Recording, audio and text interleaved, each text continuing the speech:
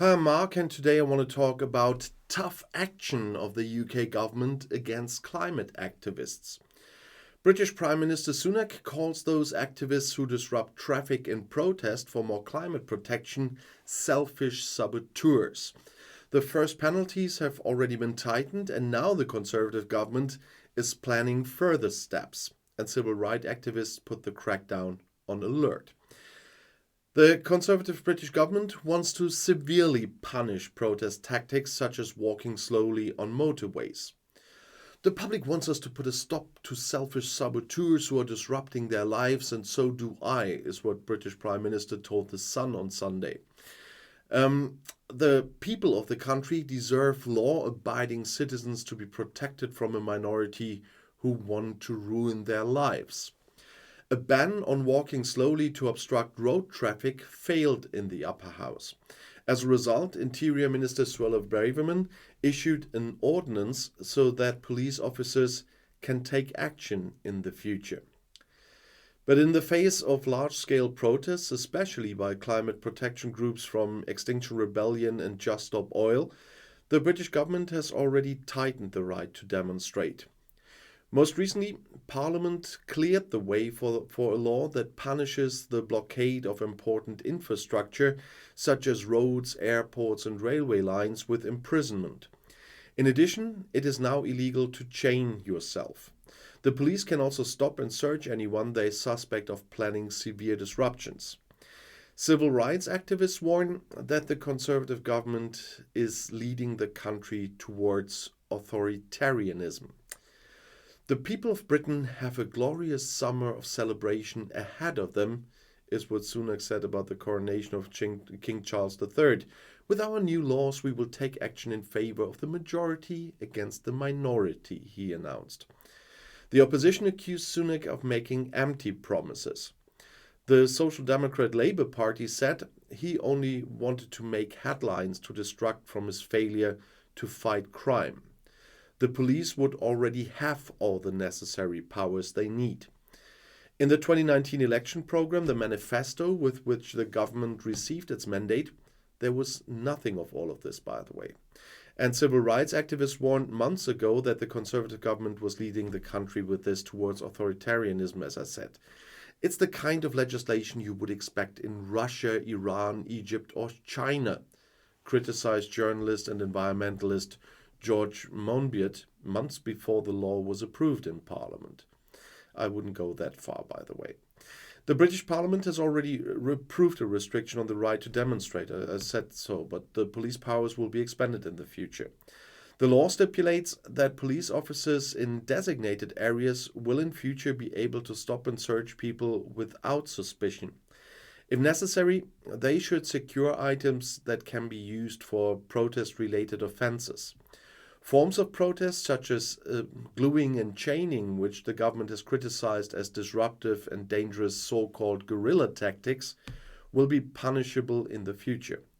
Criticism from the United Nations and Amnesty International is there, and the UN High Commissioner for Human Rights, Volker Türk, called on the Conservative British government to reverse the deeply concerning law, as he puts it. It would not be compatible with the country's international human rights obligations regarding freedom of expression or the right to peaceful assembly. And human rights organization Amnesty International fears the law could deter people from taking part in demonstrations. Protests are part of the foundation of an open society, that was said by Oliver Feely-Sprague of Amnesty International UK. Preventing people from telling the truth to those in power is effectively silencing discontent and brazenly preventing anyone from holding the powerful accountable, he said. According to Feely-Sprague, Great Britain is slipping further towards authoritarianism with such laws. And now Britain's Home Secretary Suella Braverman has brought another regulation through Parliament. The law has been in effect since April 28th and allows police officers to stop and search suspects. They are also allowed to exclude certain people from climate protests. Selfish protesters are disrupting the daily lives of people across the country, and this needs to stop, is what Braverman said in a statement. Activists who block important roads, airports, or motorways can also face a prison sentence of up to almost a year. And also, chaining yourself is a criminal offense punishable by a 6-month prison sentence. Unlimited fines are also possible. And as I said in the 2019 manifesto, with which the government received its mandate, there was nothing of all of this. Just have to emphasize this. Civil rights activists warned months ago that the Conservative government is doing more and more of this kind. And they are really criticizing the government for this. I'm criticizing the government for parts of this with regard to the chaining and gluing and so on. Yeah, I'm on the government side on this one, I'm sorry. But it's not the first time the government has cracked down on protests that deem disruptive. In 22, the Police Crime Sentencing in Courts Act was passed.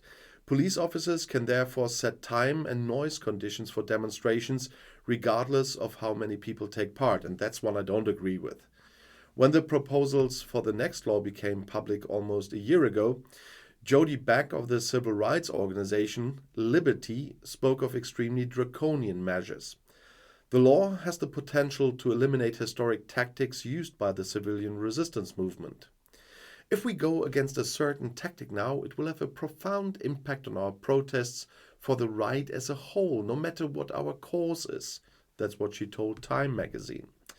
Critical voices were also raised in Parliament. In a report, the Joint Committee on Human Rights in the British Parliament described the plans as an unacceptable threat to the fundamental right to peaceful protest. The British government could thus come into conflict with the European Convention on Human Rights. The British Home Office reacted calmly on that. In a written response, a spokeswoman said the right to protest remains a fundamental principle of British democracy, but the kind of activity we've seen lately is criminal activity, and the selfish majority of them are preventing our rescue services from their rescue duties and draining police resources and must be appropriately punished.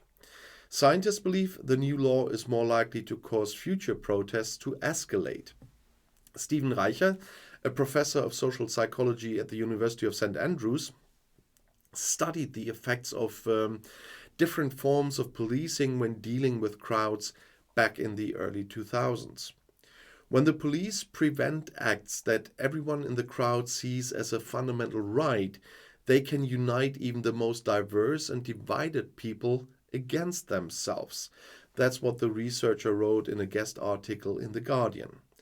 The police could thus become a social enemy, and their mere presence could be enough to arouse mistrust and resentment. At the same time, Reicher fears that many people will be deterred from the protests if conflict arises. Ultimately, only those who feel comfortable in the fight could take part in the actions in the future. And this would not only contradict the requirement that all members of a society should be able to take part in protests, conflicts and arguments would be even more likely then. Activists consider the new law to be excessive, and they believe the government is less concerned with giving the police new powers than with making protesters criminals in the eyes of the public. Well, the plan could work. In a survey by the polling institute YouGov in November 22, 62% of Britons rejected the methods of the Just Stop Oil movement, for example. Most Britons would support the concern of the activists. However, they do not agree with the actions, as do I, by the way. Great Britain's Premier Rishi Sunak apparently sees this as confirmed when he ranted against the climate activists in the mentioned interview with his son on Sunday. The public wants us to stop selfish saboteurs who are disrupting their lives, and I want that too. The people of the country deserve law-abiding citizens to be protected from a minority who want to ruin their lives. I quoted him earlier with that, but it's important to see what he's doing. However, the government could also have been concerned with a royal event that should, under no circumstances, be overshadowed by protest actions. I already talked about the glorious summer of celebrations, and that's definitely something Sunak wants to prevent, that at the coronation on May 6th, there will be really a lot of trouble on the streets. But this might still not stop climate activists from doing so. The government, on the other hand, speaks of a project that will preserve the right to demonstrate. At the same time, the law-abiding majority, as they say, is protected from from disruptions in everyday life. And the project was already designed by former Home Secretary Priti Patel. It was a response to large street protests by climate activists like Extinction Rebellion. And I earlier mentioned, for example, the Human Rights Commissioner Türk and others, that people are really concerned. But Türk really thinks that the new law provides for unreasonable restrictions on civil rights, such as freedom of expression, assembly, and association. He said that in Geneva again. And it would not be compatible with international human rights conventions.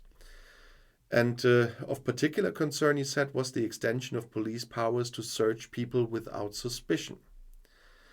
And the UK Parliament passed the Public Order Bill.